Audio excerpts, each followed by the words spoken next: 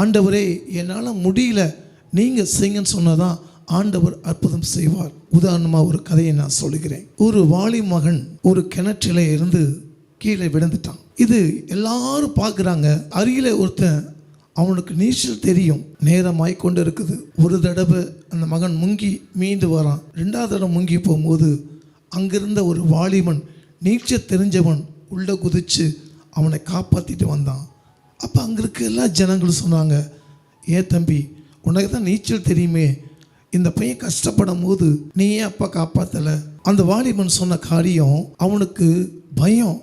ஏற்கனவே அவன் கீழே விழுந்துட்ட பயமாக இருக்குது.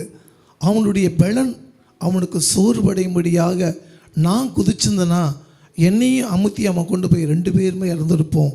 அதனால் அவனுடைய எனர்ஜி கம்மியாகட்டும், அவனை இழுத்து நான் மேலே கொண்டு வந்துடுறேன்.